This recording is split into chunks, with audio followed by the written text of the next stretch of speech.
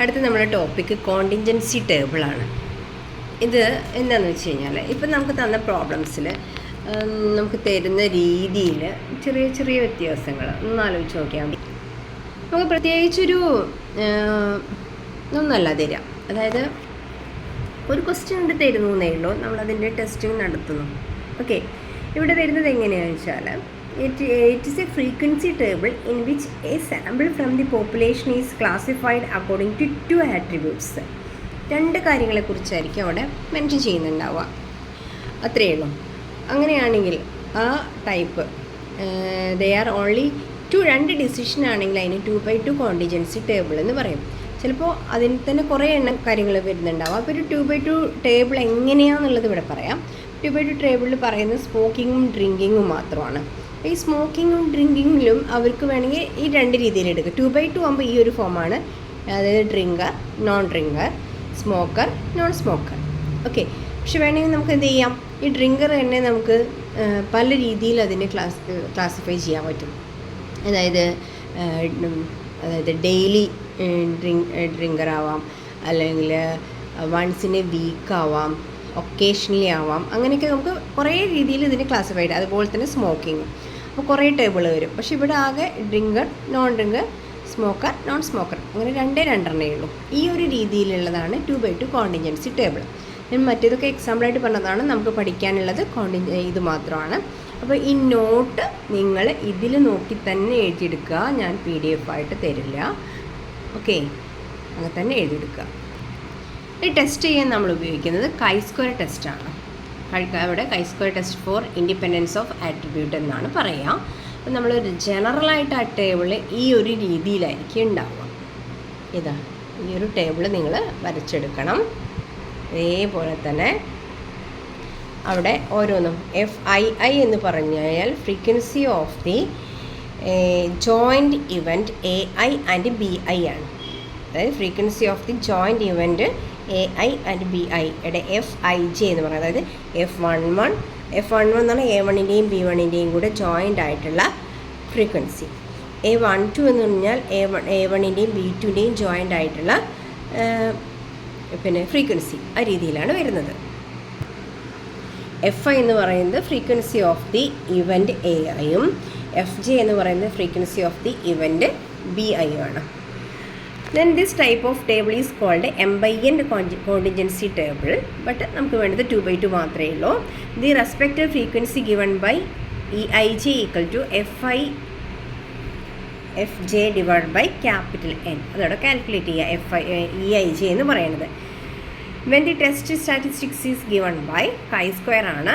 നമ്മൾ നേരത്തെയൊക്കെ ചെയ്യുമ്പോൾ ഒരൊറ്റ സിഗ്മയുള്ളൂ, പക്ഷേ നമുക്കിവിടെ 2 സിഗ്മയുണ്ട്. Sigma I equal to 1 to M, sigma J equal to 1 to J ആണ് കേട്ടോ. J equal to 1 to N. ഇങ്ങനെ 2 കാര്യങ്ങളുണ്ട്.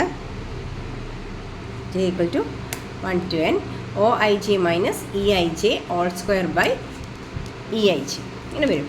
ഈ table value is obtained by, നമുക്ക് നേരത്തെ ചെയ്യുന്ന പോലെയൊക്കെ തന്നെയാണ് ചെയ്യാനുള്ളത്. Referring chi-square table M/N into N/N degrees of freedom. ശ്രദ്ധിക്കേണ്ടത് എമ്മും എന്നും ഉള്ളതുകൊണ്ട് M/N into N/N degrees of freedom നോക്കണം. ലെവൽ ഓഫ് സിഗ്നിഫിക്കൻസ് നമുക്ക് തന്നിട്ടുണ്ടാവും. നമുക്കിനി ക്വസ്റ്റ്യൻ നോക്കാം. From the following table showing the number of plants having certain characteristics test the hypothesis that the flower colour is independent of flatness of the leaf. മനസ്സിലായല്ലോ question? ഇതാണ് അതിൻ്റെ table. ആ table നമ്മൾ ഒന്നും കൂടെ വരയ്ക്കുന്നു, എന്നിട്ട് ഇതുപോലെ എഴുതിയിട്ട് അപ്പോൾ ഇവിടെ നമുക്ക് കിട്ടും F11, F12, F21, F22, പിന്നെ അതുപോലെ F1, F2, F1, F2. ഈ F1, F2 കറസ്പോണ്ടിങ് ഏതാണെന്നും കൂടെ നോക്കിയിട്ട് വേണം കേട്ടോ.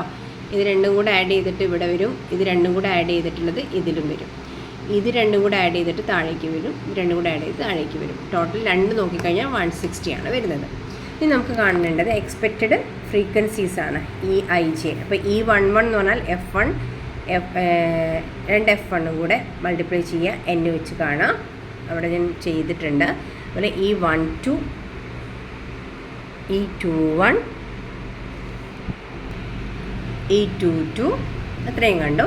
ഇനി chi-square എന്ന് പറഞ്ഞാൽ നമുക്ക് ഇങ്ങനെയാണ് കാണേണ്ടത്.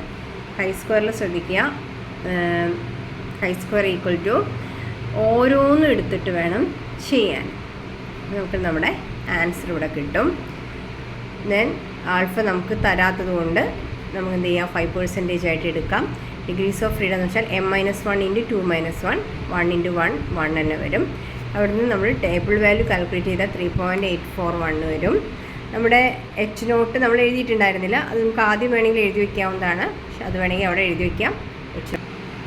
And H1 calculated value 0.257 table value 3.841 then calculated value less than table value നീട്ടി.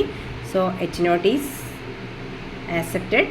That is flower colour is independent of flatness of leaves. Okay, ഇവിടെ നോട്ട് എങ്ങനെയാണെന്ന് വെച്ച് കഴിഞ്ഞാൽ നമുക്ക് 2/2 ആണ്. അങ്ങനെയാണെങ്കിൽ ആ chi-square ടെസ്റ്റ് ഈ ഒരു മോഡലിലും കൂടെ നമുക്ക് ചെയ്യാൻ പറ്റും. chi-square = n × AD - എയും ബിയും സിയും ഡിയും എന്താണെന്ന് അവിടെ കാണിച്ചിട്ടുണ്ട്. chi-square = n × AD - BC whole square a + b × a + c × b + d × c + d where n = ഈ ഒരു മോഡലിലൊരു ക്വസ്റ്റ്യൻ ആണ് താഴെ തന്നിരിക്കുന്നത്. ക്വസ്റ്റ്യൻ ഇങ്ങനെ: consider 2/2 continuous table and apply chi-square test at 5% level of significance whether the two attribute a and b are independent. Table ഇതാണ്. Then നമുക്ക് ആൻസറിലേക്ക് പോകുമ്പോൾ നമ്മൾ ആൻസർ നേരിട്ട് എഴുതാം. chi-square = AD - BC whole square പറഞ്ഞിട്ട് കറക്റ്റായിട്ട് ഇവിടെ നമുക്ക് അത് AD കിട്ടും. ആ ഒരു ഫോർമുല യൂസ് ചെയ്താൽ മതി. ദെൻ H0 എന്താണെന്ന് വെച്ചാൽ അത് എഴുതുക, H1 എഴുതുക. ആൽഫ എന്ന് പറയുന്നത് 5% ആണ്. Degrees of freedom table value